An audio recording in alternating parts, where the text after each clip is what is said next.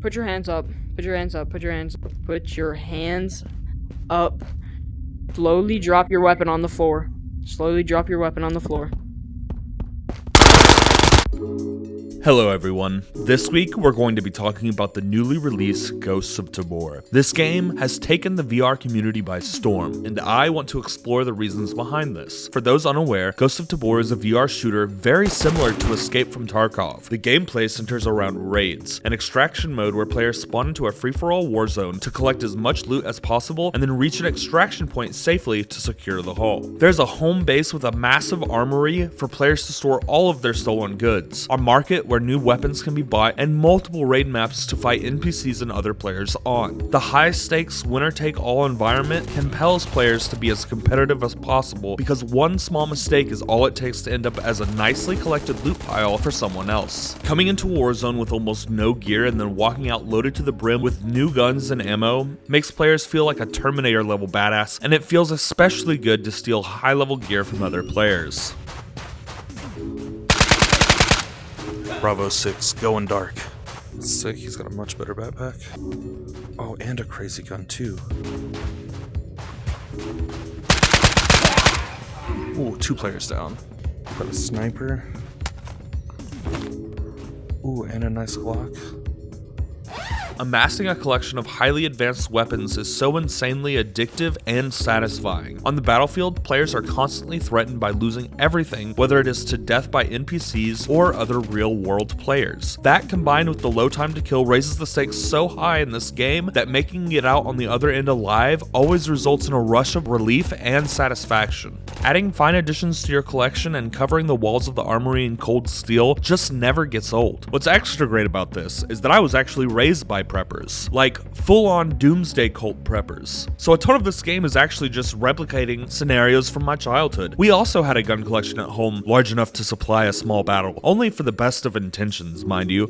Good memories, but I digress. This isn't a therapy session. While roaming the decaying island of Tabor, players' paths will cross. What they do in this situation is entirely up to them. Most will shoot on sight, but some will try and befriend one another, increasing their odds of making it out of the raid alive and heavily stocked.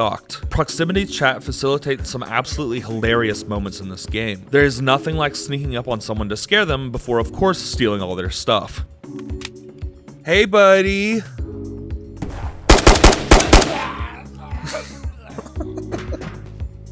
Oh, wow.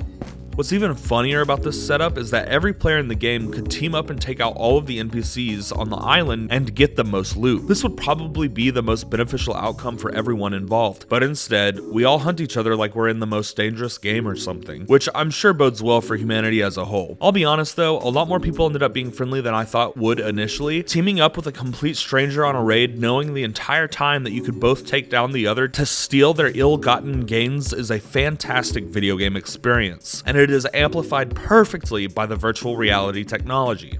Actually, you know what? I'm tired of this. Bye. What makes interactions between players even better in this game is the sheer staggering level of interactivity that is possible with all of these items. Opening up your backpack to share food or water with other players, nefariously taking things out of other players' backpacks, and even stealing enemy guns when they are not expecting it are just a few of the dynamic interactions that makes Ghost of Tabor gameplay so special. Making it so easy for the players to change not only their weapons but also their armor and modules so quickly on the battlefield makes upgrading your loadout on the run intense and very rewarding. Working on your loadout outside of raids is also deeply satisfying. There is a market where all items can be purchased if you have a high enough level with those traders. It seems pretty difficult to level up these traders from my limited time with the game. I honestly haven't even been able to level one up yet. Planning and customizing exactly how you will enter the battlegrounds feels so much more personal in the 3 dimensions that virtual reality offers. This AK Alpha is really impressive. It feels really good. You also got an SKS. Got an app from Counter-Strike. That's the only place that exists. Still have most of our magazines, our SWAT armor, our trusty night vision goggles, and then look at this. We got a silenced Glock that's out of ammo, a bunch of silencers, whole bunch of silencers, laser sight, bunch of healers. Oh yeah, and this crazy M4 from a player. This looks sick. Feels wonderful. Didn't even use the 1911. Something else that is very funny is the fact that you can break NPC necks. Maybe players too, I haven't tried it yet. So it is absolutely a viable strategy to spawn into the world with absolutely nothing and then try to break NPC necks for loot, and it looks so goofy it's hilarious. Spawning into the game world with absolutely nothing and working your way up to a loadout that is complete with SWAT armor, extra mags, and at least 3 Glocks, and 3 to 4 assault rifles or SMGs is such high quality gameplay that I've become completely addicted to this game. Seriously, I started a second channel just because I wanted to upload raid edits of Ghosts of Tabor. Whenever fatal damage is dealt, the screen just cuts to black. You can't even hear the last shot that killed you. This is such a great touch, and it reminds me of this scene from The Sopranos. I mean, yeah, our line of work, it's always out there. You probably don't even hear it when it happens, right? There's your friend in there, on the wall. Listen to us. Morbid fucks. Everyone who's seen the ending of that show knows exactly what I'm talking about. Everything just ends. The screen just cuts to black. This is a very spooky experience. Getting to play out scenarios like armed robbery and virtual reality gives you a chance to try and be an action movie star with no consequences. What you find quickly is that most of the dashing, dastardly maneuvers end in a black screen, and there are no credits. Don't even go for it. Drop your fucking pistol too, bro, while you're at it. Yeah. Drop that shit, or else you're getting fucking pummeled into the ground. Yeah. Back away. Back the fuck away. You got a backpack on? You got a backpack on? No backpack. Drop your vest on the floor right now. Drop it on the fucking floor. Drop it. Drop that shit on the floor.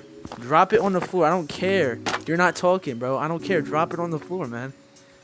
That's not my... Whatever your issues you having right now, it's not my issues. You feel me?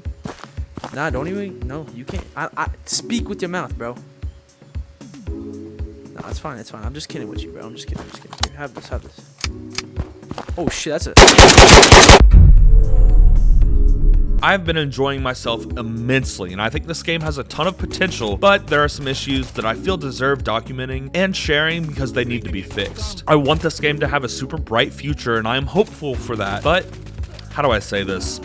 Ghosts of Tabor is an absolute mess. This game did launch in Steam's early access program, so some bugs are to be expected, and I know that, so please don't grab your pitchforks yet, but this has to be the earliest early access game I've ever played. Guns will just disappear out of your hands randomly, which is very annoying. Sometimes enemies' bodies just don't exist at all, so all you see is floating armor and weapons, and it is basically impossible to pick up anything off of the ground. This is great because the primary way of picking loot up off of downed enemies is, you guessed it, by picking it up off the floor. I think this is probably the most egregious issue. Just grabbing things like your loot is really difficult. The tracking is all over the place and fails to have any sort of precision, which is super annoying when you're trying to fill your backpack up with necessities and everything just keeps falling out. Fitting pistols in these backpacks is a nightmare. I don't know why, but trying to take more than 1 Glock out of the raid zone is forbidden by what? A weight limit?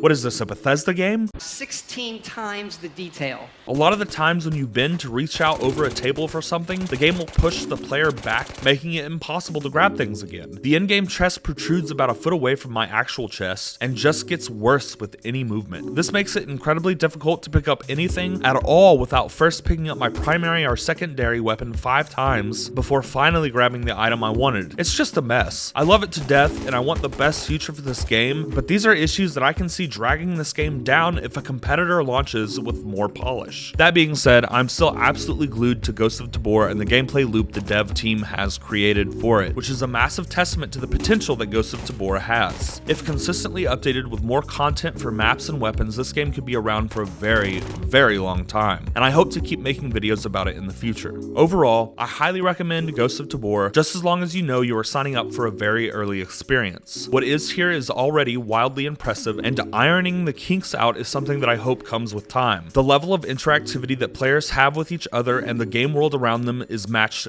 nowhere else but Ghosts of Tabor. It is truly the strongest and most innovative in this regard. The massively crafted systems this game offers creates the most diverse VR shooter on the market, period, and the dev team should be commended for that. This game is very addictive. I can't wait to see where Ghosts of Tabor goes in the future, but my suggestion would be some more maps.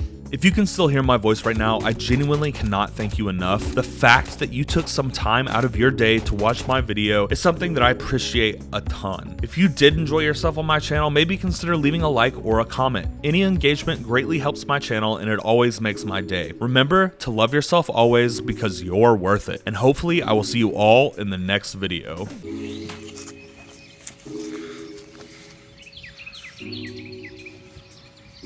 Casper. Casper.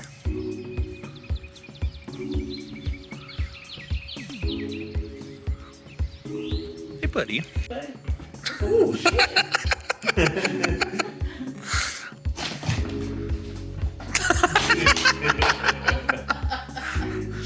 Slid through both of them. Yeah, almost attacked me for that piece of paper.